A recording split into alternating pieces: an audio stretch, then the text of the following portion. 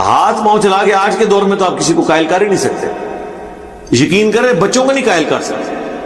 وہ بھی کہتے تھے لاجیکلی بات کریں, اس میں مارنے والی کون سی بات ہے. ہمیں ہمارے ماں باپ مارتے تھے تو ہم نے تو نہیں کبھی پوچھا کہ بھائی کیوں مار رہے ہیں. ہاں آپ ذرا مار کے دیکھیں, اگلے آرگومنٹ کرتے ہیں بچے کہ جی کیا مسئلہ ہے, بابا غصے میں ہے, کیا ہو گیا ہے, بات کریں, قائل کریں پہلے. ہاں آپ تو اس طرح ہی کرتے ہیں. ہمارے زمانے میں تو ماں باپ ہمیں صرف یہ کہتے ہیں وہ چڑیا بیٹھی ہوئی ہے, ہم وہ بات ہی بھول جاتے تھے. آج کل کے آپ بچوں کو یہ کہہ کے دیکھیں, میری وہ بچی چھوٹی 5-6 سال کی ماشاءاللہ, میں نے اس کو چیک کرنے کے لیے صرف اس کو میں کسی بات پہ نا آرگومنٹ اس کے ساتھ کر رہا تھا نا, تو میں نے اسے آف دا وے جا کے نا ایک بات کی. تو میں نے کہا بیٹا اس دن تم نے جو ماما کے ساتھ بابا اس میں یہ بات کہاں سے آ گئی, ہم تو کچھ اور کر رہے تھے بات, کہ میں آپ سے یہ ٹاپک ڈسکس کر رہی ہوں تو اب آپ مجھے دبانے کے لیے کوئی ایک اور واقعے کا حوالہ دے رہے ہیں. ہمیں اگر کوئی یہ ہمارے بچپن میں کرتا تھا کہ تم نے اس دن یہ بدتمیزی کی تھی تو ہمارے تو ہاتھ پاؤں بھول جاتے تھے کہ یار اب اس کی بھی ہمیں مار ابھی کھانی پڑے گی. نہ سرکار, آج کل بچے یہ نہیں ہے, وہ کہتے ہیں کہ یہ جو آپ بات ڈسکس کر رہے ہیں اس کا اس بات سے کوئی تعلق نہیں, اس کو ہم بعد میں ڈسکس کریں گے, پہلے تو یہ بات ڈسکس کریں نا جو آپ اس وقت آپ کر رہے ہیں. آج کل یہ, اور یہ پازیٹیو چیز ہے, میں اس کو نیگیٹو چیز کے طور پہ بیان نہیں کر رہا ہوں. میں سمجھتا ہوں ہماری ایج کے پڑھے لکھے لوگ جو اپنی اولاد کے ساتھ آرگومنٹ کرتے ہیں, یہ اسلامی تاریخ کے کامیاب ترین ماں باپ ہیں. اور وہ ماں باپ جنہوں نے اپنی اولادوں کو دبا کے رکھا ہوا تھا, ان کے مینٹل ماڈلز بدل دیے, نہ پوری زندگی ان میں کانفیڈنس کوئی آیا, نہ انہیں بات کرنے کا کوئی ڈھنگ آیا, نہ انہوں نے تھنک آؤٹ آف باکس کیا کہ کبھی سوچتے. دنیا بھی برباد کی, آخرت بھی برباد کی. ظاہر ہے باپ سے صرف آپ پھر دنیا تو نہیں لیں گے, عقیدہ بھی اس کا لے لیں گے. اس سے آپ کبھی نہیں پوچھیں گے کہ بھئی یہ محرم کے مہینے میں ہم گھوڑے کے نیچے سے کیوں گزر رہے ہیں, اور یہ جھولا ہم نے کیوں نکالا ہوا ہے, اور یہ ربیع الاول میں ہم نے یہ جھڑیاں کیوں لگا لی ہیں, اور لوگ ڈھول کے اوپر یہ قوالی کیوں کر رہے ہیں. یہ جرت ہوگی کسی کی پوچھنے کی؟ کبھی نہیں ہوگی. ابھی کہ جو پڑھے لکھے ماں باپ ہیں وہ آرگومنٹ کرتے ہیں, اجازت دیتے ہیں کہ آپ کا یہ رائٹ ہے, آپ بھی اپنا موقف رکھو, میں بھی رکھتا ہوں, آپ کو علمی طور پہ قائل کریں گے. اس لیے اپنی اولاد کے ساتھ دوستی کا معاملہ رکھیں, اس کے اوپر اتھارٹی والا معاملہ نہ رکھیں, ہر چیز ڈسکس کریں. میں الحمدللہ میری بیوی بھی, ہم اپنے بچوں کے ساتھ بالکل اس طرح بات کرتے ہیں جس طرح بڑوں کے ساتھ. حالانکہ ہمارے زمانے میں ماں باپ کہتے تھے اس کا تو لیول ہی کوئی نہیں, اس کے ساتھ کیا بات کریں, اس کو تو سمجھ نہیں ہوگی. اور بچے سے کچھ سیکھنا لوگ عیب تصور کرتے تھے. ٹھیک ہے, میں آپ کو بتاؤں بچے سے اچھا کوئی ٹیچر ہی نہیں ہوتا, وہ آپ کو گراس روٹ لیول سے سمجھاتا ہے. مجھے کبھی کوئی دوست, کوئی ویڈیو کا کوئی سینئر آدمی جو چند ایک لوگوں کے پاس میرا وہ موبائل نمبر ہے نا, وہ مجھے کبھی کوئی میسج کر دینا. اب میں تو وہ استعمال کرتا ہوں 1100-1200 والا موبائل. مجھے کہ اس ویڈیو کا لنک بھیج دیں. میں نے کہاں سے اس میں سے لنک نکالنا ہے, اس میں تو لنک نکلنا ہی کوئی نہیں. ٹھیک ہے, اسمارٹ فون مجھے یوز نہیں کرنا آتا, اور جان بوجھ کے میں نے, ورنہ تو میرے لیے تو کوئی مسئلہ نہیں تھا اس کو سیکھنا, میں نے جان بوجھ کے اپنے اوپر ایک قدغن لگائی ہوئی ہے, واٹس ایپ, یہ ساری چیزیں. میں پھر وہ اپنی چھوٹی بچی جو 6 سال کی بلا کے بتاؤ بابا میں آپ کو بتاتی ہوں اس کو یوں کریں, اس کو یوں, اور ایک ایک چیز وہ کنسپٹ کلیئر کرے گی کہ اس کو یہ بات نہیں سمجھ آئی ہوگی تو میں اس کو یہ بتاؤں. بڑا بندہ تو انڈرسٹوڈ کر لیتا, لیکن چھوٹا بچہ جب سمجھاتا ہے نا تو اسے ہوتا ہے کہ اگر میں نے اس کو یہ بتایا, یہ چھوڑ دیا, تو اس کو پتہ نہیں چلے گا. تو اس میں سے یہ لنک ایسے نکالتا ہے, یہ لو جی لنک, اس کو ایسے فارورڈ کریں اور یہ پہنچ کے آپ کے موبائل میں اب آپ آگے فارورڈ کرتے ہیں. آرگومنٹ کریں, لاجیکلی قائل کریں کہ ہاں بھی یہ کیا ہوا ہے, کیوں کیا ہے. ہم جب چھوٹے چھوٹے تھے اس زمانے میں اگر گھر میں کوئی نقصان ہوتا تھا نا تو ماں باپ پھینٹی لگاتے تھے بچوں کی. میں نے الحمدللہ آج تک کسی نقصان کے اوپر کبھی کسی بچے کو ایک تھپڑ بھی نہیں مارا, ریکارڈ. ہمیشہ آرگومنٹ کیا کہ بھئی کیا ہوا ہے, کیوں ہوا ہے. بتاؤ یہ بتاؤ، بال کے ساتھ جی وہ شیشہ ٹوٹ گیا، اس کا گھڑی کا گر گئی ہے، تو بھئی یہ کمرے میں کیوں کھیل رہے تھے؟ باہر کھیلتے، گراؤنڈ میں چلے جاتے، گلی میں چلے جاتے، یہاں کھیلنے کی جگہ تھی، بس ٹھیک ہے۔ اب وہ واپس تو نہیں آ جانا جو گھڑی ٹوٹ گئی ہے، نہ مارنے سے کچھ ہونا ہے جب تک آپ لاجیکلی قائل نہیں کریں گے۔ اور اس طرح کا جو اخلاقی آپ کا روب آپ کی اولاد کے اوپر ہوتا ہے وہ مارنے سے زیادہ ہوتا ہے۔ اور دوسرا جو نقصان ہو جاتا ہے نا وہ یہ ہے، جب آپ بچوں کو مارتے ہیں نا تو وہ چیزیں پھر آپ سے چھپاتے ہیں، اور صرف نقصان نہیں چھپاتے، وہ چیزیں بھی آپ سے چھپا لیتے ہیں جو بچوں کو ماں باپ سے چیزیں نہیں چھپانی چاہیے، کیونکہ وہ بعض اوقات ایجوکیشن سے تعلق رکھتی ہیں ایسی چیزیں۔ آپ دیکھتے ہیں نا کتنے لوگ جو یہ مدرسوں کے اندر برے کام ہو رہے ہوتے ہیں، وہ بچے ڈر کے مارے گھر آ کے بتاتے ہی نہیں ہیں، انہیں یہ ہوتا ہے کہ ہمارے ماں باپ الٹا ہمیں ماریں گے، اور پھر ماں باپ بھی ایسے ہیں، ایسے ڈنگر قسم کے ماں باپ ہوتے ہیں بعض، کہ بچہ کوئی شکایت کرتا ہے نا تو بجائے یہ چیک کرنے کے کہ بچہ اسکول یا مدرسے کیوں نہیں جا رہا، کوئی اور ریزن نہ ہو، انہوں نے اپنے ٹیچرز کو، اپنے ان بزرگان دین کو، اپنے ان استادوں کو، حفظ کروانے والے ٹیچرز کو خدا بنایا ہوا ہے۔ اس طرف وہ دماغ ہی نہیں اپنا لے کے جانا چاہتے، اگر چلا بھی چاہے کہ وہ کوئی برا کام نہ اس کے ساتھ کر رہا ہو، تو بچے نے آپ کو کہاں سے شکایت لگانی ہے؟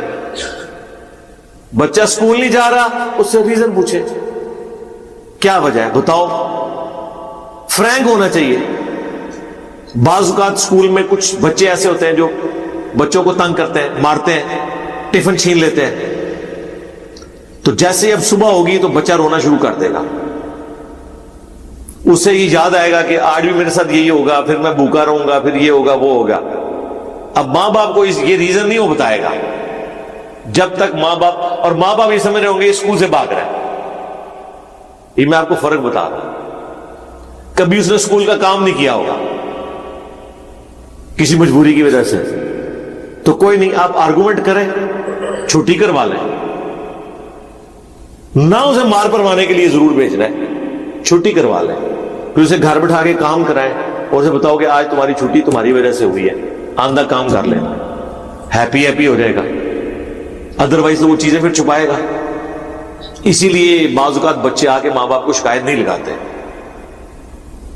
کہ مدرسے میں آج استاد صاحب نے میرے ساتھ یہ کیا ہے، کیونکہ انہیں خطرہ ہوتا ہے کہ ماں باپ مجھے ڈانٹیں گے، الٹا ماریں گے۔ لیکن اگر آپ کی فرینکنس ہوگی تو وہ آپ کے ساتھ خود ڈسکس کریں گے، اور بعض اوقات تو آپ کو کچھ لیول تک تو خود ہی ایجوکیٹ انہیں کر دینا چاہیے، جس طرح وہ عامر خان کی ایک ویڈیو آئی تھی چھوٹے بچوں کو ایجوکیٹ کرنے کی، چھوٹا سا کلپ ہے یوٹیوب کے اوپر رکھا ہوا ہے، بڑے مہذب انداز میں، بغیر اس نے کوئی بھی اس طرح کی چیز، یہ اسی کا کمال ہے، ویسے اللہ نے اسے فن دیا، وہ ایجوکیٹ کر دیا، فرینکنس جو ہے معاملات کو حل کرتی۔ یہ وہ آیت ہے جس کے بارے میں نے کہا تھا کہ آپ کسی بھی پاکستان کے چوک میں یہ آیت اگر تلاوت کر دیں ترجمے کے ساتھ، بھلے آپ اعلیٰ حضرت کا ہی ترجمہ پڑھ دیں، تو آپ کا غیبانہ نماز جنازہ ہمیں پڑھنا پڑ جائے گا۔ اتنا حوصلہ ہی نہیں کہ یہ آیت کوئی سن سکے۔ سورۃ الاعراف آیت نمبر 188، اگر نبی علیہ السلام کا یہ سٹیٹس ہے تو بابت شاہی کوئی نہیں۔ قُلْ لَا أَمْلِكُ لِنَفْسِي نَفْعًا وَلَا ضَرًّا، اے نبی تم فرماؤ میں تو اپنی جان کے لیے بھی کسی بھی نفع اور نقصان کا مالک نہیں ہوں، إِلَّا مَا شَاءَ اللَّهُ، مگر جو اللہ چاہے۔ اب اس کو اسی آیت میں پھر کھولا گیا کہ اس سے مراد کیا ہے، نفع نقصان کا مالک نہیں ہوں۔ وَلَوْ كُنْتُ أَعْلَمُ الْغَيْبِ، اگر میں خود سے غائب جان لیتا، مجھے پتا چل جاتا کہ مستقبل میں کیا ہونے والا ہے، لَسْتَكْثَرْتُ مِنَ الْخَيْرِ، تو میں خیر کثیر جمع کر لیتا۔ وَمَا مَسَّنِيَ السُّوءُ، اور مجھے کبھی کوئی برائی نہ پہنچتی، کوئی تکلیف نہ پہنچتی، میں پہلے ہی اس کے لیے کوئی معاملات کو سیٹل کر لیتا ہے۔ نبی علیہ السلام کو اگر پہلے یہ پتا چل جاتا کہ ایگزیکٹلی کیا ہونا ہے، ویسے تو بخاری میں آتا ہے نبی اسلام کو احد کے موقع پر ایک خواب دکھایا گیا تھا کہ آپ کے سامنے ایک گائے ذبح ہو رہی ہے، تو آپ کو یہ کلک کر گئی کہ کل یہ دن مشکل ہونے والا ہے مسلمانوں پر. لیکن ایگزیکٹلی کیا ہوگا کہ وہ 50 تیر انداز میں سے 35 جو ہے وہ درہ چھوڑ دیں گے. حالانکہ بخاری میں الفاظ سے نبی اسلام نے کہا کہ تم دیکھو کہ ہماری لاشوں کو چیل کوے بھی اٹھا رہے ہیں نا، تب بھی تم نے یہ درہ نہیں چھوڑنا. اس سے زیادہ اور کیسے سمجھایا جاتا، لیکن ہو گیا وہ. اس کی وجہ سے نبی الاسلام کے بھی دانت شہید ہوئے، 70 کے قریب صحابہ شہید ہوئے، صرف ان 35 بندوں کی نافرمانی کرنے کی وجہ سے. اس پہ میں جملہ بولتا ہوں کہ اگر نبی دنیا میں موجود ہوں اور نبی کے ماننے والے نبی کی نافرمانی کریں تو اس کا رزلٹ یہ نکلتا ہے کہ باقی مسلمان بھی تکلیف کاٹتے ہیں، خود نبی بھی تکلیف کاٹتے ہیں. آج تو نبی دنیا میں موجود نہیں ہے. آج اگر ہم اللہ اور اس کے رسول کی نافرمانیاں کریں گے تو ہمیں یہ کون سا تکبر ہے کہ نبی اسلام کی دعاؤں کا حصہ ہمیں مل جائے گا. جب نبی دنیا میں موجود تھے اور چند لوگوں نے نبی اسلام کی نافرمانی کی، اس کی پاداش میں اللہ تعالیٰ نے نبی اسلام کے بھی دانت شہید ہوئے، 70 صحابہ بھی شہید ہو گئے. اگر لحاظ ہونا چاہیے تھا وہاں ہوتا نا. یہ اللہ تعالیٰ نے ایگزامپل سیٹ کی کہ یہ نعرے مارنے چھوڑ دو، جو کچھ بھی ہے تیرے محبوب کی امت سے نہ. محبوب کی اتباع کرو گے پھر یہ نسبت بھی کام آئے گی. تمہیں تو یہی بتایا گیا نا کہ نبی نے شفاعت کرنی ہے، یقیناً کرنی ہے، یہ تو سب کو پتا ہے. لیکن جو شکایت لگانی ہے، وقال الرسول یا رب ان قوم اتخذوا هذا القرآن مہجورا، نبی شکایت کریں گے کہ میری امت نے قرآن کو پیٹ کے پیچھے ڈال دیا تھا. سورۃ الفرقان سورت نمبر 25 آیت نمبر 30. یہ نہیں آپ کو بتایا گیا. ان انا الا نذیر وبشیر لقوم یؤمنون، میں تو نہیں ہوں مگر ڈر سنانے والا اور خوشخبری دینے والا ان لوگوں کے لیے جو بات ماننا چاہیں، جو ایمان لانا چاہیں. یہ آیت بالکل کلیئر کٹ بتا رہی ہے کہ نبی الاسلام اپنی جان کے لیے بھی نفع نقصان کے مالک نہیں ہے، کسی کو تو آپ چھوڑ دیں. نمبر 2، غائب خود سے نہیں جانتے. ہاں اللہ تعالیٰ بتائے تو وہ تو نبی ہوتا ہی وہ ہے جسے غیبی خبریں ملے. نبی کے لیے جو علم غیب نہیں مانتا وہ گمراہ نہیں، کافر ہے. یہ بنیادی عقیدہ ہے. وما كان الله ليطلعكم على الغيب، اللہ کی یہ شان نہیں کہ ہر ایک شخص کے اوپر غیب کی خبر جو ہے وہ دے اسے. ولكن الله يجتبي من رسله من يشاء، بلکہ اللہ تعالیٰ اپنے رسولوں میں سے چن لیتا ہے جسے چاہتا ہے. تو رسول ہوتا ہی وہ ہے جس کے پاس غیبی خبریں آتی ہیں. وہ جتنا اللہ تعالیٰ بتاتا ہے وہ امت تک پہنچا دیتے ہیں. خود سے نہیں جانتے بلکہ اللہ تعالیٰ کے بتانے پر، اور جتنا اللہ تعالیٰ بتاتا ہے. اسی آیت کا ایک ورژن جو ہے وہ سورۃ الانعام میں سورت نمبر 6 میں آیت نمبر 50 ہے، لیکن اس میں کچھ اور الفاظ ہیں. ورنہ یہ آیت بھی کافی تھی، لیکن میں نے وہ اسی لیے ڈالی کہ کچھ الفاظ اس میں مزید ایڈ ہیں. اسی مفہوم کی آیت ہے. قل لا اقول لكم عندي خزائن اللہ، اے نبی تم فرماؤ میں تو یہ نہیں کہتا کہ میرے پاس اللہ کے خزانے ہیں. یہ کہتے ہیں بخاری مسلم میں ہے کہ نبی الاسلام کو اللہ تعالیٰ نے کہا کہ خواب دکھائی گئی کہ زمین کے خزانوں کی چابیاں دے دی گئی ہیں. اور بھائی اس سے مراد رومنز اور پرشینز کے جو خزانے تھے مسلمانوں کے پاس آنے تھے. نبی صلی اللہ علیہ وآلہ وسلم کو خوشخبری دی گئی کہ آپ کی امت وہاں تک پہنچ جائے گی. انہوں نے کہا نہیں، جو کچھ زمین میں ہے وہ نبی الاسلام تقسیم کر رہے ہیں، خزانے دے دیے گئے ہیں. تو قرآن اس کے لیے ہے. اے نبی تم فرماؤ کہ میں یہ دعویٰ نہیں کرتا کہ میرے پاس اللہ کے کوئی خزانے ہیں. ہاں جب اللہ تعالیٰ نے دیے وہ آپ کی امت تک بھی پہنچے، وہ معاملہ الگ ہے. وہ جی بخاری مسلم میں حدیث ہے کہ اللہ دیتا ہے میں تقسیم کرتا ہوں. آدھی حدیث بھائی پوری حدیث ہے. اللہ تعالیٰ جس کے ساتھ بھلائی کا ارادہ فرماتا ہے اسے دین کی سمجھ بوجھ عطا فرما دیتا ہے. دیتا اللہ ہے، تقسیم میں کرتا ہوں. یعنی یہ دین جو ہے یہ اللہ تبارک و تعالیٰ نے میرے اوپر نازل کیا. میں تو صرف اس دین کو تمہارے اندر تقسیم کرنے کے لیے آیا ہوں، تمہیں بتانے کے لیے آیا ہوں. یہ اللہ کی مرضی ہے کہ کس کے ساتھ بھلائی کا ارادہ فرمائے. اس پہ امام بخاری نے بھی باقاعدہ باب باندھا ہے کہ اللہ تعالیٰ جس کے ساتھ بھلائی کا ارادہ فرماتا ہے اسے دین کی فکر عطا فرما دیتا ہے. اعلیٰ حضرت نے پورا شعر لکھ دیا، رب ہے معطی یہ ہے قاسم، رزق اس کا ہے کھلاتے یہ ہے. وہ کہتے نہیں، وہ بخاری میں لکھا ہے اللہ دیتا ہے میں تقسیم کرتا ہوں، لہذا یہ کھاتے ہیں تیرے در کا، پیتے ہیں تیرے در کا. اندازہ کریں. اور اب مجھے بتائیں کوئی یہ کہ سرکار غوث اعظم نظر کرم خدارا میرا خالی کا سا بھر دو، اور نسو ادھروں ہے، نکلو ادھروں، کیونکہ میرے نبی سا ہائی کوئی نہیں، تیرے بابے تے شاہی کوئی نہیں، بلکہ شاہی کوئی نہیں. اب یہ دیکھیں اے نبی تم فرماؤ، میں نہیں کہتا میرے پاس کوئی اللہ کے خزانے ہیں، ولا اعلم الغیب، نہ میرا یہ دعویٰ ہے کہ میں خود غیب جان لیتا ہوں. ہاں جو اللہ وہی کرتا ہے وہ تو بالکل علم غیب کا عقیدہ مانتے ہیں. ولا اقول لکم انی ملک، اور نہ میرا یہ دعویٰ ہے کہ میں فرشتہ ہوں، نوری مخلوق. نور ہے، نور ہدایت ہے.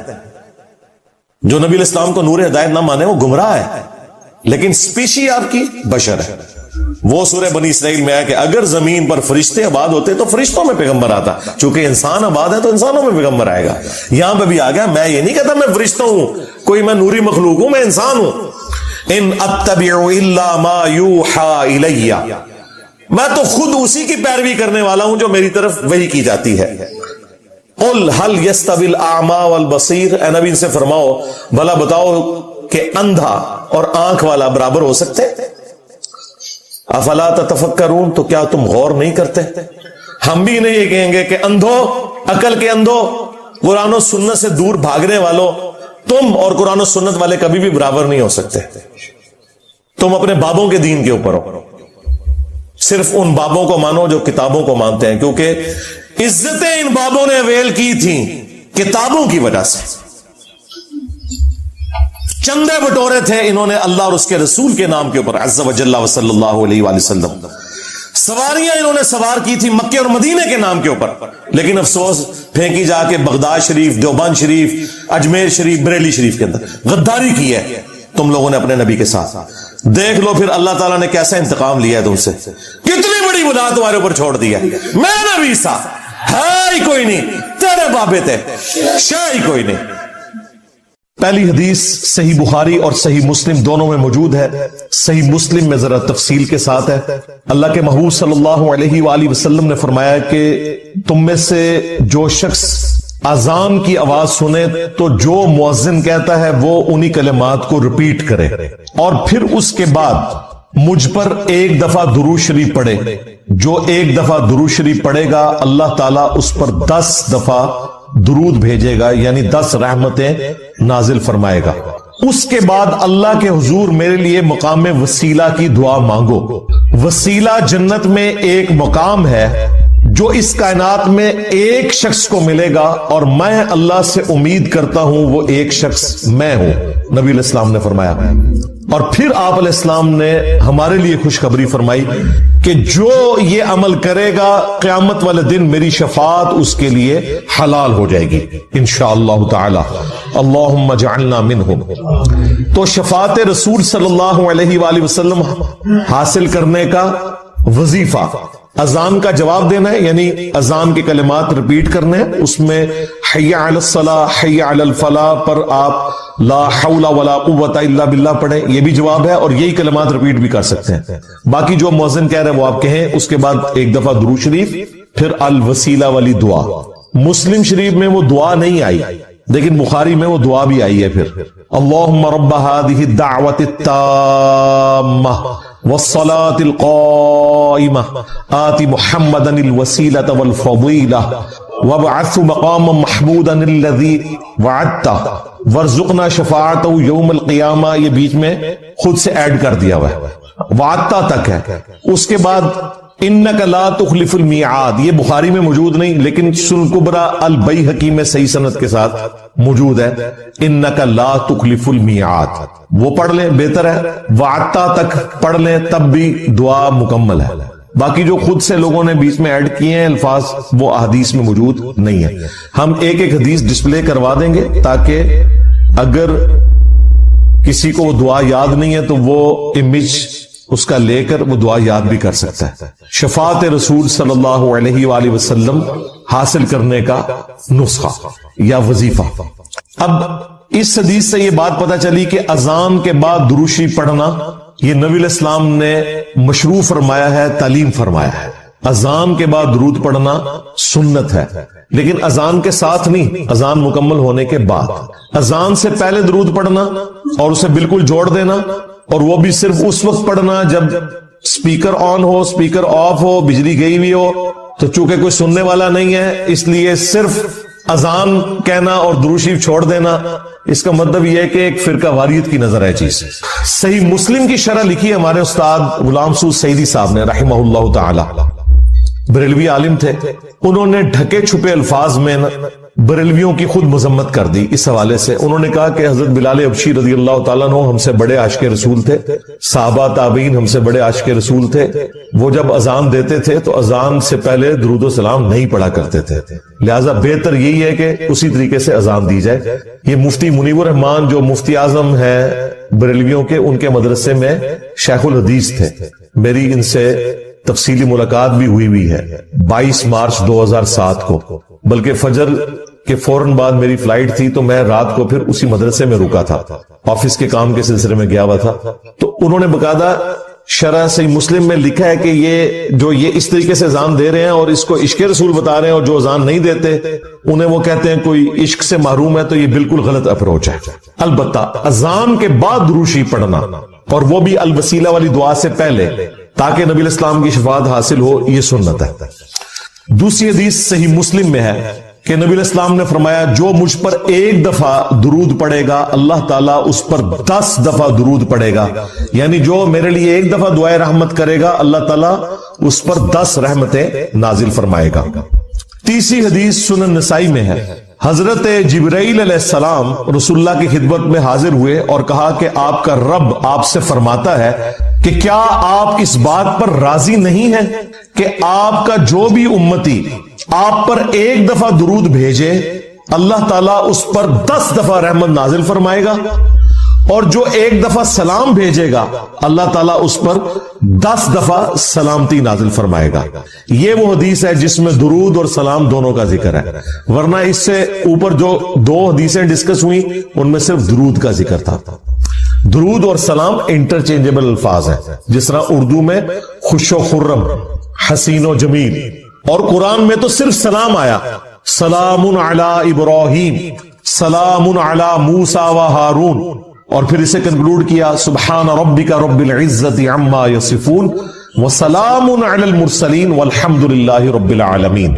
اور آیت درود میں بھی دیکھیں اللہ اور فرشتے درود بھیجتے ہیں، اس میں سلام کا ذکر نہیں۔ اے ایمان والو تم درود اور سلام بھیجو، تو کیا سلام کے بغیر جو اللہ اور فرشتے بھیج رہے ہیں وہ ناقص درود ہے؟ نہیں، درود اور سلام انٹرچینجبل الفاظ ہیں۔ اس میں پہلے بھی بول چکا کہ نبی الاسلام نے فرمایا جو ایک بار درود پڑھے گا، صرف درود کا ذکر ہے، اور یہ کہتے ہیں بغیر سلام کے پڑھا تو ناقص ہوگا، بالکل جھوٹ بولتے ہو تم، اللہ کے نبی پہ جھوٹ باندھتے ہو۔ اللہ تعالیٰ اس پہ 10 رحمتیں نازل فرمائے گا، 10 گناہ معاف کر دے گا، اور اس کے 10 درجات بلند فرمائے گا۔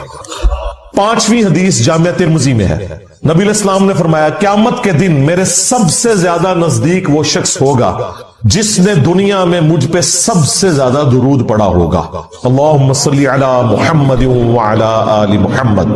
6ٹھی حدیث بھی جامعہ ترمذی میں ہے، اس حدیث کی صحت میں اختلاف ہے، چونکہ کچھ محدثین اسے صحیح سمجھتے ہیں اس لیے میں اسے کوٹ کر رہا ہوں۔ ابی ابن کعب کہتے ہیں کہ میں نے اللہ کے نبی علیہ السلام سے عرض کیا کہ میں اپنی دعاؤں میں آپ کے لیے بھی دعائے رحمت کرتا ہوں، یعنی درود شریف پڑھتا ہوں، تو مجھے بتائیں میں اپنی دعاؤں کا کتنا حصہ آپ کے لیے دعا کیا کروں درود کی شکل میں، اور کتنا اللہ سے میں اپنے لیے دعا مانگوں؟ کیا میں اپنی دعاؤں کا 1/4 حصہ درود کے لیے مقرر کر لوں؟ نبی علیہ السلام نے فرمایا بہت اچھا ہے، لیکن اس سے بھی زیادہ کرو تو تمہارے لیے اور بہتر ہے۔ انہوں نے پھر عرض کیا یا رسول اللہ صلی اللہ علیہ وآلہ وسلم میں اپنی دعاؤں کا آدھا حصہ درود کے لیے کرتا ہوں اور آدھا باقی دعاؤں کے لیے۔ آپ نے فرمایا بہت اچھا ہے، اس سے بھی زیادہ کرو تو اور اچھا ہے۔ درود شریف کا جو سب سے پسندیدہ صیغہ ہے نا وہ وہی ہے جو ہمارے درود ابراہیمی کا پہلا جز ہے، اللہم صلی علی محمد وعلی آل محمد۔ سنن نسائی میں حدیث ہے، انٹرنیشنل نمبر کے مطابق 1293 اور ایک نمبرنگ کے مطابق ہے 1292، یہ مجھے زبانی یاد ہے نمبر، 12 نبی الاسلام کی نسبت سے اور 92 محمد کی وجہ سے 1292 سنن نسائی۔ زید ابن خارجہ سے نبی الاسلام نے فرمایا مجھ پہ درود پڑھنا لازم کر لو، اور اپنی دعاؤں میں پڑھا کرو اللہم صلی علی محمد وعلی آل محمد. یہ سنی شیعہ دونوں کے ہاں پڑھا جاتا ہے. اس کے علاوہ بخاری اور مسلم میں درود ابراہیمیہ ہے جو ہم نماز میں پڑھتے ہیں, یہ بھی ثابت ہے. باقی جتنے بھی درود ہیں اسی سے ملتے جلتے ہیں. صلی اللہ علیہ وآلہ وسلم, یہ بھی نبی الاسلام سے ثابت ہے. صحیح مسلم میں حضرت عیسیٰ علیہ السلام کے لیے آپ نے کہا وَنُزُولِ عِیسَى ابْنَ مَرْيَمَ صلی اللہ علیہ وسلم وآلہ وسلم کے ساتھ پڑھنا بہتر ہے, کیونکہ نبی الاسلام نے اسی کی ترغیب دلائی ہے. درود ابراہیمی میں بھی دیکھیں, باقی درودوں کے اندر. اب رہا مسئلہ کتنی تعداد میں پڑھا جائے, جتنی حسب توفیق ہو. مجموع الزوائد میں ایک صحیح سند کے ساتھ حدیث موجود ہے سنن طبرانی کے ریفرنس سے کہ جو شخص صبح کے وقت 10 دفعہ دروشی پڑھ لے اور 10 دفعہ شام کے وقت, قیامت والے دن اسے میری شفاعت نصیب. تو یہ بڑا آسان ہے. 10 دفعہ اللہم صلی علی محمد وعلی آل محمد پڑھنے میں کتنا ٹائم لگتا ہے. باقی اللہ تعالیٰ نے ڈیٹم لیول کے اوپر تو آپ پہ ویسے ہی یہ لازمی کر دیا ہے. نماز میں ہم دروشی پڑھ ہی رہے ہوتے ہیں, ہر نماز میں پڑھ رہے ہوتے ہیں. دروشی کے بغیر تمہاری نماز ہی مکمل نہیں ہوتی. اور ہماری نماز تو ہم تو دعائے قنوت کے بعد بھی دروشی پڑھتے ہیں, صحیح سند سے ثابت ہے. نماز جنازہ میں بھی دروشی پڑھتے ہیں, ہر جگہ درود شریف ہے. مسجد میں داخل ہوتے وقت درود شریف ہے, وہ حدیثیں موجود ہیں, وہ میں نے اس لیکچر میں ساری حدیثیں بتائی ہیں. ہر خطبے کے آغاز میں درود شریف ہے. جس مجلس میں نبی علیہ السلام کا ذکر ہو وہاں پہ درود شریف ہے. مولا علی علیہ السلام سے حدیث ہے جامعہ ترمذی میں صحیح سند کے ساتھ کہ نبی صلی اللہ علیہ وآلہ وسلم نے فرمایا وہ شخص کنجوس ہے جس کے سامنے میرا ذکر ہو اور مجھ پر درود نہ پڑھے. اللہم صلی علی محمد وعلی آل محمد. اور ترمذی میں ایک حدیث ہے وہ شخص تباہ و برباد ہو جائے جس کے سامنے میرا ذکر ہو اور مجھ پر درود شریف نہ پڑھے. اللہم صلی علی محمد وعلی آل محمد. اور اس کے علاوہ سنن طبرانی میں بھی ایک روایت ہے, اس روایت کی صحت پہ اختلاف ہے, لیکن چونکہ کچھ محدثین اسے صحیح سمجھتے ہیں اس لیے میں ضرور بیان کرتا ہوں کہ جو شخص روزانہ 100 دفعہ درود شریف پڑھ لے تو قیامت والے دن اللہ تعالیٰ اسے شہیدوں کے ساتھ اٹھائے گا, اور اس کی دونوں آنکھوں کے درمیان لکھا ہوگا کہ یہ شخص منافقت اور دوزخ کی آگ سے بری ہے. 100 دفعہ درود شریف, میری تو کوشش ہوتی ہے کہ 100 دفعہ درود شریف روزانہ کم از کم ضرور پڑھا جائے. اگر کوئی روزانہ نہیں پڑھ سکتا 10 دفعہ تو پڑھ لیں. اور نبی الاسلام کے آپ اکثر وظائف دیکھیں گے وہ 100 دفعہ ہی ہیں. اکثر وظائف جو زیادہ تعلیم کیے گئے, جیسے بخاری مسلم میں حدیث ہے کہ جو شخص 100 دفعہ پڑھ لے سبحان اللہ وبحمدہ تو اس کے سارے گناہ معاف کر دیے جائیں گے چاہے سمندر کی جھاگ کے برابر ہو. اور جو شخص صبح شام 100 دفعہ یہی پڑھے تو قیامت دن اس سے بڑھ کے کوئی عمل نہیں لے کے آ سکتا سوائے اس کے کہ جو اس سے زیادہ وہ کلمات پڑھ لے. 100 کا ہے. پھر بخاری میں 70 دفعہ استغفار کا ذکر ہے. پھر تسبیح فاطمہ بھی جو ہے 100 دفعہ ہے, 33 دفعہ سبحان اللہ, 33 دفعہ الحمدللہ, 34 دفعہ اللہ اکبر, یا 33 دفعہ اللہ اکبر اور 100 کا عدد پورا کرنے کے لیے بخاری مسلم میں آتا ہے لا الہ الا اللہ وحدہ لا شریک لہ لہ الملک ولہ الحمد وہو علی کل شیء قدیر. تو یہ سارے 100 والے ہیں. زیادہ تو آپ جتنا مرضی پڑھیں. جامعہ ترمذی میں حدیث ہے قیامت والے دن میرے سب سے زیادہ نزدیک وہ شخص ہوگا جس نے دنیا میں مجھ پہ سب سے زیادہ درود شریف پڑھا ہوگا. اللہم صلی علی محمد وعلی آل محمد. تو سر جتنا گڑ ڈالیں گے اتنا میٹھا ہوگا. درود شریف جتنا پڑھیں اتنا ہی کام ہے. نبی علیہ السلام کے قرب کا ذریعہ ہے. لیکن صرف درود شریف پہ زور ہو, نبی علیہ السلام کی تعلیمات پہ زور نہ ہو تو یہ غلط. درود شریف کے لیے باوضو ہونا بھی شرط نہیں ہے. یہ اللہ کا ذکر ہے اور ایسا ذکر ہے جس کے لیے کوئی پروٹوکول نہیں. وضو پروٹوکول ہوتا ہے نماز پڑھنے کا. عام اذکار کے لیے کوئی وضو پروٹوکول نہیں ہوتا. ویسے آپ نے رکھنا ہے وہ ضرور کریں, لیکن ادروائز ان اذکار کا کوئی پروٹوکول اس حوالے سے نہیں ہوتا. تو میری خواہش یہ ہے کہ آپ روزانہ کم از کم 100 دفعہ ضرور درود شریف پڑھیں. اگر نہیں پڑھ سکتے تو صبح فجر کے بعد 10 دفعہ اور 10 دفعہ مغرب کے بعد صبح شام 10 دفعہ پڑھ لیں. جو کچھ انگریز کر رہے ہیں جانوروں والا سلوک وہی ہم لوگ بھی کر رہے ہوتے ہیں نعوذ باللہ. تو یہ فرق بھی نہیں کرنا چاہیے. اچھا پھر اس میں مجھے وہ حدیث بھی یاد آ گئی, بخاری اور مسلم کی متفق علیہ حدیث ہے. اس کا ٹچ سٹون پھر کیا ہے, ٹھیک ہے, کہ آپ صلی اللہ علیہ وآلہ وسلم نے فرمایا اس شخص نے ایمان کی حلاوت چکھ لی جس میں 3 نشانیاں ہوں گی. نمبر 1 اللہ اور اس کا محبوب صلی اللہ علیہ وآلہ وسلم اسے پوری دنیا میں سب سے بڑھ کر محبوب ہو جائے. نمبر 2 اس کی دوستی اور دشمنی کا معیار اللہ کی ذات, الحب للہ والبغض للہ, محبت بھی اللہ کے لیے اور دشمنی بھی. اور تیسری نشانی یہ کہ کفر کی طرف لوٹایا جانا اس کے لیے اتنا ہی مشکل ہو جائے گا جتنا آگ میں جلایا جانا, یعنی وہ آگ میں جلنے کے لیے تیار ہو جائے گا, ایمان نہیں چھوڑے گا. جب اس لیول پہ کوئی پہنچے گا تو وہ مومن ہوگا. باقی تو سارے پھر دودھ پینے والے مجنو ہیں, وہ شعر و شاعری کرنے والے نعتیہ اشعار پڑھنے والے مسلمان ہیں, وہ پریکٹیکل مسلمان تو اور ہے, یا وہ جو میں اکثر کہتا ہوں کہ وہ پاکستان کے شناختی کارڈ میں مسلمان ہے. اللہ کے حضور شناختی کارڈ جو ہے وہ ڈیفرنٹ ہے. اس میں تو صحیح مسلم میں حدیث ہے 246 نمبر انٹرنیشنل نمبر کے مطابق کتاب الایمان چیپٹر میں کہ بندے کے کفر اور اسلام, شرک اور ایمان کے درمیان فرق کی نماز ہے. لیکن آپ یہاں پہ دیکھ لیں کتنے % لوگ مسلمان نماز پڑھ رہے ہیں. انڈیا پاکستان بنگلہ دیش کے اندر. چلے عرب ملکوں میں پھر بھی رواج ہے, انڈونیشیا ملیشیا میں بھی, لیکن یہاں پہ وہ سارے مسلمان ہیں. ٹھیک ہے, قانونی طور پہ ہم بھی ان کو مسلمان ہی کہتے ہیں, ظاہر ہے جب مریں گے جنازہ بھی ان کا پڑھ دیں گے. بہرحال جنازہ پڑھ کے ہی ان کو قبر تک ہی اتار سکتے ہیں, اس کے بعد ہم کچھ نہیں کر سکتے کسی کے لیے, نہ ہمارے لیے کوئی کچھ کر سکتا ہے. دعائی کی جا سکتی ہے, وہ اللہ کی مرضی ہے کسی کے حق میں قبول کرے یا نہ کرے. تو یہ ساری کی ساری مختصر باتیں جتنی میرے ذہن میں تھی میں نے کر لی. علی بھی اگلا سوال ہے. آج سے 10 سال پہلے میں بریلوی سے اہل حدیث کی طرف چلا گیا تو مجھے ایک توحیدی بھائی نے کہا کہ آپ اپنے فوت شدہ بے نمازی باپ کے لیے دعائے مغفرت نہیں کر سکتے کیونکہ بے نمازی کافر ہوتا ہے اور کافر کے لیے دعائے مغفرت سورہ توبہ میں منع ہے. توحیدی بھائی میں تو پہلے اس لفظ نو پڑھا ہے. یہ توحیدی بھائی سے مراد یہ نہیں وہ جن کو وہ مواحد وہ آپ کو پتا ہے شیعہ کے اندر نا جو لوگ ذرا توحید کی بات کرتے ہیں ان کو وابی شیعہ کہا ہے. اور یہ وابی کا لفظ ایون کرسچنز میں بھی ہے. کرسچنز میں جو یہ کیتھولک ہے نا وہ پروٹیسٹنٹ کو وابی کہتے ہیں کیونکہ وہ بت پرستی کے بت لٹکانے کے خلاف ہیں. تو وہ میں نے ایک وہ ویڈیو کے اندر وہ حیدر بھائی کے لیے کہہ دیا کہ ہمارے ایک بھائی ہیں وہ مواحد ہیں اہل, وہ کہتے ہیں جی منو تو لوگ میسج کر رہے ہیں ایسی مشرک. تو میں نے کہا بات یہ کہ جب شیعہ کے ہاں خود اسٹیبلش ہے کہ ایک وابی شیعہ ہوتے ہیں اور دوسرے سادہ شیعہ ہوتے ہیں, ان کو میں نے نام دیا سنی شیعہ. ایک وابی شیعہ ہوتے ہیں ایک سنی شیعہ ہوتے ہیں. تو وہ وابی شیعہ ان کو کہتے ہیں جو یا علی مدد کے حوالے سے جو ہے نا اس کے غلط مفہوم کو نہیں لے کے جاتے, صحیح والے مفہوم کو. جس طرح جواد نقوی صاحب نے بھی ایک کلپ چڑھایا کہ یا علی مدد کا مطلب ہے کہ سیدنا علی نے جو علمی خدمات کی ہم ان کے علم سے استفادہ کریں. ٹھیک ہے, اس کا یہ مطلب نہیں ہے کہ ان سے وہ خدائی والا رشتہ رکھیں. جیسے وہ کہتے ہیں کہ جب انہوں نے بڑی پیاری مثال دی, انہوں نے کہا جب میرے یعنی گھر کی ٹوٹی خراب ہوگی تو میں یا علی مدد نہیں کہوں گا, میں پلمبر کو بلاؤں گا. زبردست. تو انہوں نے کہا جب آپ کیونکہ حضرت علی کی یہ فیلڈ نہیں ہے, حضرت علی کی فیلڈ علم ہے, اور علم وہ انہوں نے آگے نہیں سکھانا, وہ اپنا علم نہج البلاغہ کی شکل میں جو ان کے پاس موجود ہے, ہمارے ہاں بھی یعنی جو ان کے اقوال موجود ہیں اس کی شکل میں دے کے گئے ہیں. تو یہ علی مدد کا ہی مفہوم ہے. تو میں نے کہا جی اگر میں آپ کو کہتا کہ ہمارے ایک بھائی تھے جو وہابی شیعہ تھے تو وہ تو ان کو برا لگنی تھی, تو میں نے تو بڑا لفظ احتیاط والا استعمال کیا مواحد. تو چلے ایک اور لفظ بھی ہو گیا توحیدی. توحیدی بھائی سر یہ جو توحیدی بھائی نے آپ کو مشورہ دیا نا یہ غلط دیا ہے. یہ توحیدی بھائی جو ہے نا یہ بڑے خطرناک ہیں اس حوالے سے, اور یہ اتنے خطرناک ہیں کہ ان کے ماں باپ میں سے اگر کوئی بریلوی یا کوئی دیوبندی ہو تو یہ تو اپنے ماں باپ کے جنازے میں نہیں پڑھتے اور کہتے ہیں کہ یہ مشرک ہے. اور مشرک سر کلمہ گو مشرک اور کافر مشرک میں فرق ہے. کلمہ گو مشرک کی تکفیر نہیں ہو سکتی جب تک کہ کفر بوا اس کے اندر نہ پایا جاتا. میرا حالیہ دنوں میں ایک کلپ چڑھا ہے, میں سمجھتا ہوں میری زندگی میں ایک اہم ترین کلپ ہے, میں تکفیر کیوں نہیں کرتا. اس میں نے کئی ایک دلائل دی کہ جو بندہ اللہ رسول آخرت کو مانتا ہے, ختم نبوت کو, قرآن کو مانتا ہے, اپنی گمراہیوں کے باوجود آپ کلمہ گو مشرک یا بدعتی یا گمراہ تو اسے کہہ سکتے ہیں, کافر نہیں کہہ سکتے. چونکہ کافر نہیں کہہ رہے تو آپ اس کے لیے دعائے مغفرت کریں گے. نماز نہ بھی پڑھتا ہو تب بھی کریں گے کیونکہ نماز نہ پڑھنے والا عملاً کافر ہے, عقیدے میں کافر نہیں ہے. وہ صحیح مسلم کی حدیث ہے 246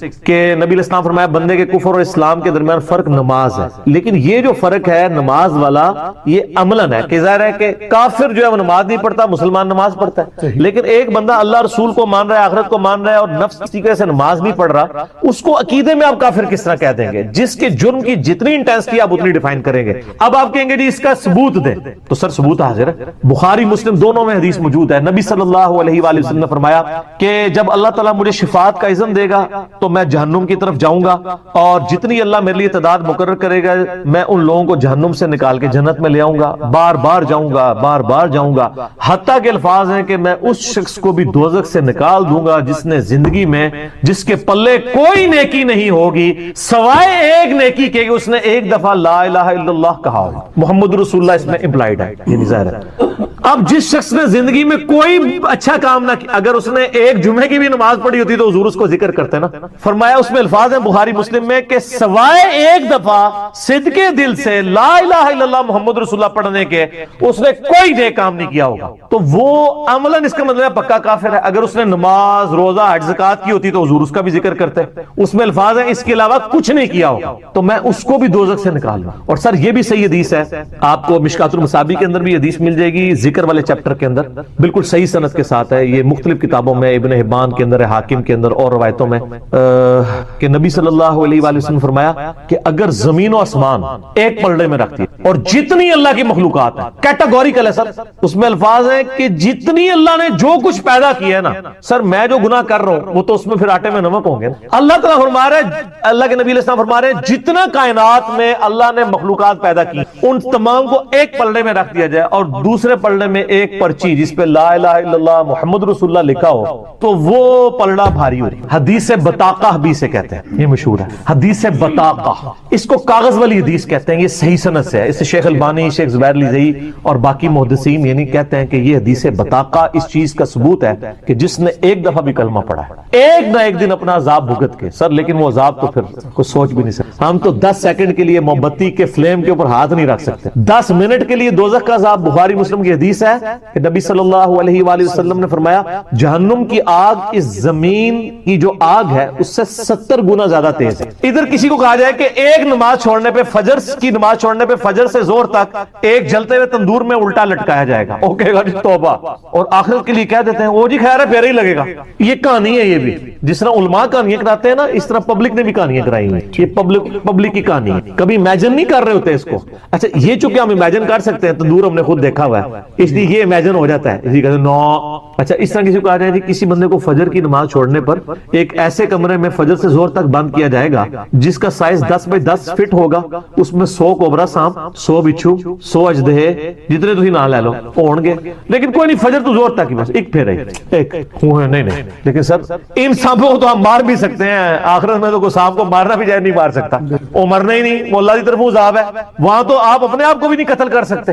اسی لیے قرآن میں آتا ہے نا کہ آج ایک نہیں کئی ایک موتیں مانگو, موت نہیں آئے گی کیونکہ وہ تو مینڈے کی شکل میں ہو چکی ہے. انسان اپنے آپ کو مار کے بھی جان نہیں چھڑا سکتا. تو یہ کہنا آسان ہے. لہذا یہ جو آیت ہے نا سورہ التوبہ کے اندر کہ کسی مومن کے لیے اور مومنہ کے لیے جائز نہیں ہے, سورہ توبہ کے بالکل اینڈ پہ یہ آیات آتی ہیں کہ وہ اپنے مشرک رشتہ داروں کے لیے دعائے مغفرت کریں بعد اس کے کہ ان پہ یہ بات کھل چکی ہو کہ وہ مشرک تھے. اور پھر ساتھ ہی اللہ تعالیٰ نے فرمایا کہ ابراہیم علیہ السلام نے جو اپنے مشرک باپ کے لیے دعا کی تھی تو وہ اس وعدے کے سبب تھی جو انہوں نے گھر سے نکلتے وقت سورہ مریم میں آتا ہے نا کہ میں تیرے لیے دعائے مغفرت کروں گا. اور جب ابراہیم کو پتا چلا تو ابراہیم علیہ السلام نے ان کے لیے دعا کرنا چھوڑ دی. یہ ساری یعنی یہ پوری یہ میں نے آیات کا ترجمہ پڑھا سورہ توبہ کا آخری رکوع پڑھ لیں. اسی پہ میرا ایمان ابی طالب والا ایک کلپ بھی ریکارڈڈ ہے, لاکھوں لوگوں نے دیکھا ہے. مسئلہ 98 ایمان والدین مصطفیٰ صلی اللہ علیہ وآلہ وسلم اور ایمان ابی طالب کے اوپر, اس میں میں نے انہی آیات کے کانٹیکسٹ میں ڈیٹیل گفتگو کی تھی. لہٰذا جو کلمہ گوا میرے بھائی اس کا جنازہ بھی پڑھیں اور اس کے لیے دعائے مغفرت بھی کریں. آپ کی دعاؤں کی ضرورت ہے. سنن ابن ماجہ میں حدیث ہے ایک شخص کے یعنی مرنے کے بعد اللہ تعالیٰ اس کو اس کے درجات بلند کرتا ہے. تو بندہ پوچھتا ہے اے اللہ میں نے تو یہ نیکی نہیں کی ہے, میرا درجہ کیوں بلند ہوا ہے؟ تو بتایا جاتا ہے کہ تیرے بیٹے نے تیرے لیے دنیا میں دعا کی ہے, اس کی وجہ سے تمہارے ساتھ یہ معاملہ. صحیح مسلم میں حدیث ہے نا کہ مردے کے عمل منقطع ہو جاتے ہیں سوائے 3 اعمال کے, ایک صدقہ جاریہ اور علم کی بات, اور تیسرا نیک اولاد. تو نیک اولاد خود صدقہ جاریہ ہے. ماں باپ کو آٹومیٹکلی ثواب ملتا ہے چاہے وہ زندہ ہوں چاہے مر چکے ہوں. تو اولاد کا کام ہے کہ اگر باپ اس طرح مرا ہے اس کے لیے زیادہ دعا کریں. اور اب ہمارے ویڈیوز کے بعد تو جن کے ماں باپ جو ہے شرک پہ بھی مرے ہوئے ہیں نا مسلمانوں, ان کو بھی امید لگ گئی ہے. پہلے یہ جو آپ کے توجیوں نے کہانیاں کرائی بھی تھی نا تو وہ تے گئے جائے ٹھیک ہے جی, انہوں نے امید لگ گئی ہے کہ یار کلمہ گو مشرک اور کافر مشرک کی فرق ہے. ٹھیک ہے ان کی امید ضرور رکھیں لیکن خود یہ کام نہ کریں. سر نہ خود نہیں یہ کام کرنا. ٹھیک ہو گیا.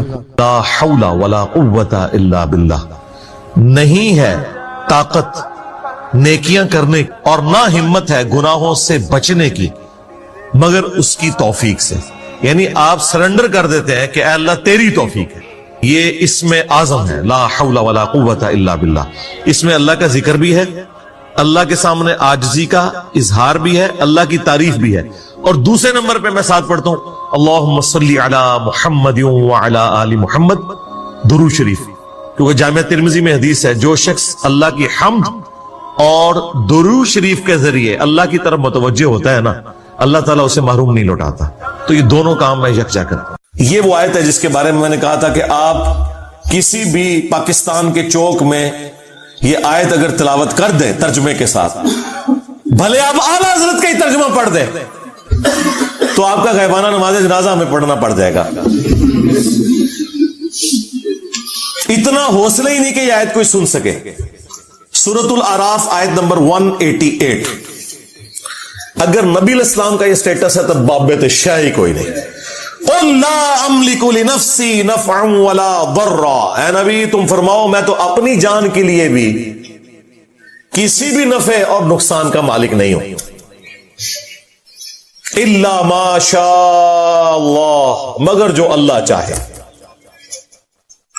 اب اس کو اسی آیت میں پھر کھولا گیا کہ اس سے مراد کیا ہے نفع نقصان کا مالک نہیں ہوں. وَلَوْ كُنْتُ أَعْلَمُ الْغَيْبِ، اگر میں خود سے غائب جان لیتا، مجھے پتا چل جاتا کہ مستقبل میں کیا ہونے والا ہے، لَاسْتَكْثَرْتُ مِنَ الْخَيْرِ، تو میں خیر کثیر جمع کر لیتا. وَمَا مَسَّنِيَ السُّوءُ، اور مجھے کبھی کوئی برائی نہ پہنچتی، کوئی تکلیف نہ پہنچتی. میں پہلے اس کے لیے کوئی معاملات کو سیٹل کر لیتا. نبی الاسلام کو اگر پہلے یہ پتا چل جاتا کہ ایگزیکٹلی کیا ہونا ہے. ویسے تو بخاری میں آتا ہے نبی الاسلام کو احد کے موقع پر ایک خواب دکھایا گیا تھا کہ آپ کے سامنے ایک گائے ذبح ہو رہی ہے، تو آپ کو یہ کلک کر گئی کہ کل یہ دن مشکل ہونے والا ہے مسلمانوں پر. لیکن ایگزیکٹلی کیا ہوگا کہ وہ 50 تیر انداز میں سے 35 جو ہے وہ درہ چھوڑ دیں گے. حالانکہ بخاری میں الفاظ سے نبی الاسلام نے کہا کہ تم دیکھو کہ ہماری لاشوں کو چیل کوے بھی اٹھا رہے ہیں نا، تب بھی تم نے یہ درہ نہیں چھوڑنا. اس سے زیادہ اور کیسے سمجھایا جاتا؟ لیکن ہو گیا وہ. اس کی وجہ سے نبی الاسلام کے بھی دانت شہید ہوئے، 70 کے قریب صحابہ شہید ہوئے، صرف ان 35 بندوں کی نافرمانی کرنے کی وجہ سے. اس پہ میں جملہ بولتا ہوں کہ اگر نبی دنیا میں موجود ہوں اور نبی کے ماننے والے نبی کی نافرمانی کریں تو اس کا رزلٹ یہ نکلتا ہے کہ باقی مسلمان بھی تکلیف کاٹتے ہیں، خود نبی بھی تکلیف کاٹتے ہیں. آج تو نبی دنیا میں موجود نہیں ہے. آج اگر ہم اللہ اور اس کے رسول کی نافرمانیاں کریں گے تو ہمیں یہ کون سا تکبر ہے کہ نبی الاسلام کی دعاؤں کا حصہ ہمیں مل جائے گا. جب نبی دنیا میں موجود تھے اور چند لوگوں نے نبی الاسلام کی نافرمانی کی، اس کی پاداش میں اللہ تعالیٰ نے نبی الاسلام کے بھی دانت شہید ہوئے، 70 صحابہ بھی شہید ہو گئے. اگر لحاظ ہونا چاہیے تھا وہاں ہوتا نا. یہ اللہ تعالیٰ نے ایگزامپل سیٹ کی کہ یہ نعرے مارنے چھوڑ دو، جو کچھ بھی ہے تیرے محبوب کی امت سے. نہ، محبوب کی اتباع کرو گے پھر یہ نسبت بھی کام آئے گی. تمہیں تو یہی بتایا گیا نا کہ نبی نے شفاعت کرنی ہے، یقیناً کرنی ہے، یہ تو سب کو پتا ہے. لیکن جو شکایت لگانی ہے، وقال الرسول یا رب ان قوم اتخذوا هذا القرآن مہجورا، نبی شکایت کریں گے کہ میری امت نے قرآن کو پیٹ کے پیچھے ڈال دیا تھا. سورۃ الفرقان سورت نمبر 25 آیت نمبر 30. یہ نہیں آپ کو بتایا گیا. ان انا الا نذیر وبشیر لقوم یؤمنون، میں تو نہیں ہوں مگر ڈر سنانے والا اور خوشخبری دینے والا ان لوگوں کے لیے جو بات ماننا چاہیں، جو ایمان لانا چاہیں. یہ آیت بالکل کلیئر کٹ بتا رہی ہے کہ نبی الاسلام اپنی جان کے لیے بھی نفع نقصان کے مالک نہیں ہے، کسی کو تو آپ چھوڑ دیں. نمبر 2، غائب خود سے نہیں جانتے. ہاں اللہ تعالیٰ بتائے تو وہ تو نبی ہوتا ہی ہوا ہے جسے غیبی خبریں ملے. نبی کے لیے جو علم غیب نہیں مانتا وہ گمراہ نہیں، کافر ہے. یہ بنیادی عقیدہ ہے. وما كان الله ليطلعكم على الغيب، اللہ کی یہ شان نہیں کہ ہر ایک شخص کے اوپر غیب کی خبر جو ہے وہ دے اسے. ولكن الله يجتبي من رسله من يشاء، بلکہ اللہ تعالیٰ اپنے رسولوں میں سے چن لیتا ہے جسے چاہتا ہے. تو رسول ہوتا ہی ہوا ہے جس کے پاس غیبی خبریں آتی ہیں. وہ جتنا اللہ تعالیٰ بتاتا ہے وہ امت تک پہنچا دیتے ہیں. خود سے نہیں جانتے بلکہ اللہ تعالیٰ کے بتانے پر، اور جتنا اللہ تعالیٰ بتاتا ہے. اسی آیت کا ایک ورژن جو ہے وہ سورۃ الانعام میں سورت نمبر 6 میں آیت نمبر 50 ہے، لیکن اس میں کچھ اور الفاظ ہیں. ورنہ یہ آیت بھی کافی تھی، لیکن میں نے وہ اسی لیے ڈالی کہ کچھ الفاظ اس میں مزید ایڈ ہیں. اسی مفہوم کی آیت ہے. قل لا اقول لكم عندي خزائن اللہ، اے نبی تم فرماؤ میں تو یہ نہیں کہتا کہ میرے پاس اللہ کے خزانے ہیں. یہ کہتے ہیں بخاری مسلم میں ہے کہ نبی الاسلام کو اللہ تعالیٰ نے کہا کہ خواب دکھائی گئی کہ زمین کے خزانوں کی چابیاں دے دی گئی ہیں. اور بھائی اس سے مراد رومنز اور پرشینز کے جو خزانے تھے مسلمانوں کے پاس آنے تھے. نبی صلی اللہ علیہ وآلہ وسلم کو خوشخبری دی گئی کہ آپ کی امت وہاں تک پہنچ جائے گی. انہوں نے کہا نہیں، جو کچھ زمین میں ہے وہ نبی الاسلام تقسیم کر رہے ہیں، خزانے دے دیے گئے ہیں. تو قرآن اس کے لیے ہے.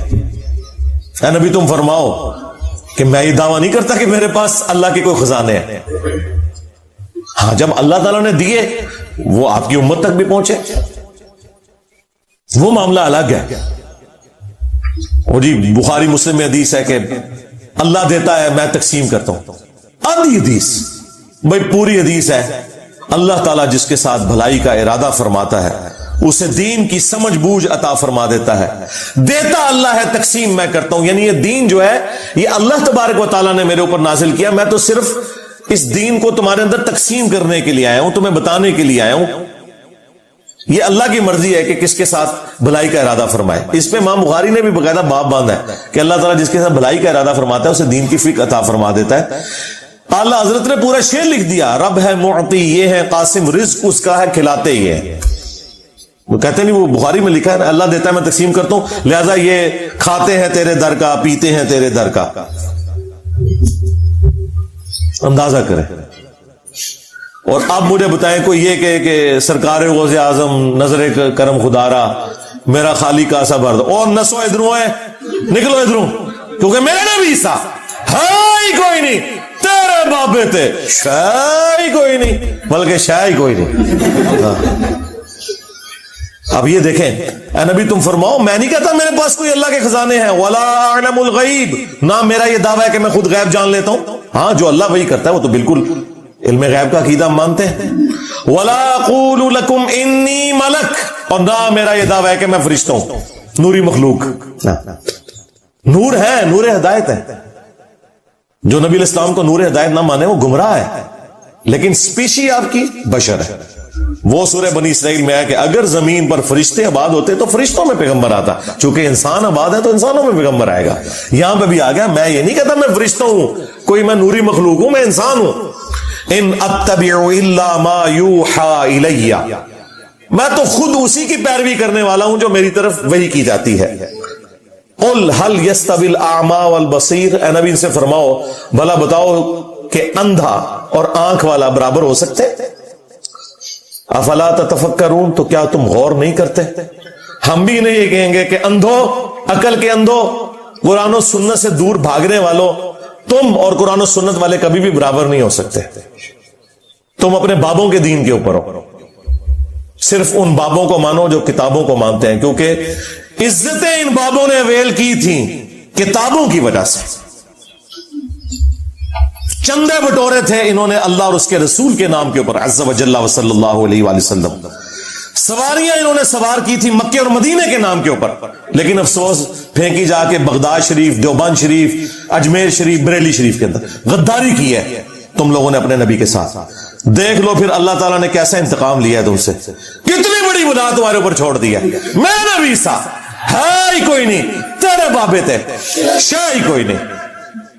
اللہ کی یاد، لا الہ الا انت سبحانک انی کنت من الظالمین، سورۃ الانبیاء میں آیا. اور اللہ تعالیٰ نے فرمایا سورہ الصفات میں کہ اگر یونس اس دعا کے ساتھ ہمیں یاد نہ کرتا، ہائے ہائے، تو پھر اسی دن مچھلی کے پیٹ سے نکالا جاتا جس دن کے مردے نکالے جائیں گے. یعنی قیامت تک، یعنی وہ مچھلی یونس کی قبر بن جاتی اگر وہ یہ دعا نہ کرتا. اس سے کئی رزلٹ نکلے. ایک تو رزلٹ یہ نکلا کہ یہ دعا اللہ کو اتنی محبوب ہے کہ وہ اللہ جس کا جلال اتنا ہے کہ وہ اپنے پیغمبر کو بھی کہہ رہا ہے کہ تو نے قیامت والے دن ہی نکلنا تھا، کہ مجھے اتنا غصہ ہے تیرے اوپر، گناہ کے اوپر نہیں، لغزش کے اوپر. وہ غصہ بھی ٹھنڈا ہو گیا. اس لیے میں کہتا ہوں سب سے بیسٹ استغفار جو آئے ہیں ان میں سے ایک لا الہ الا انت سبحانک انی کنت من الظالمین ہے. اور جامعہ ترمذی میں حدیث ہے جو شخص بھی یونس کی دعا کے ساتھ اللہ کی طرف متوجہ ہوا اللہ اسے محروم نہیں لوٹائے گا. یہ اسماء اعظم میں سے ہے. اور قرآن میں بھی ہے کذالک ننجی المؤمنین، مومنین کو بھی ہم نجات دیں گے جو یہ یونس کی طرح دعا مانگے گا. یہ تو قرآن میں بھی ذکر ہے. لا اچھا اس کی دیکھیں ترجمہ کتنا پیارا ہے. لا الہ الا انت، کوئی معبود نہیں سوائے تیرے، سبحانک اللہ تو غلطیوں سے پاک ہے، انی کنت من الظالمین میں تو انسان ہوں نہ غلطیاں کروں گا. یار اس سے بہتر انداز ہو سکتا ہے کہ یا اللہ تو غلطی اس لیے نہیں کرتا کہ تو پاک ہے. تو پاک تو صرف تو ہے، مخلوق تو اس لیول پہ پاک ہو ہی نہیں سکتی جی. اس لیے ورنہ تو ہم مخلوق کو بھی سبحان پیغمبروں کے ساتھ بھی لگا رہے ہوتے. انسان جتنا بھی پرفیکٹ ہو پاک نہیں ہو سکتا. انبیاء کو اللہ نے گناہوں سے پاک کیا ہے، لغزشیں ان سے بھی ہوئی ہیں. حضرت آدم علیہ السلام سے لغزش ہوئی ہے، نوح علیہ السلام نے کافر بیٹے کے لیے دعا کی ہے، موسیٰ علیہ السلام سے بندہ مر گیا، نبی علیہ السلام کی 4 لغزشیں قرآن میں ذکر ہوئی ہیں. غزوہ احد پہ بدوا نکل گئی تھی زبان سے، تو وہ سورہ آل عمران میں آیا کہ آپ کو کوئی اختیار نہیں ہے، آپ نے بدوا دیے، اللہ چاہے تو ان کو ہدایت دے، اور پھر اسی خالد ابن ولید کو ہدایت بھی مل گئی، اور اسی مبارک زبان سے جس سے بدوا ملی تھی سیف اللہ کا لقب بھی مل گیا.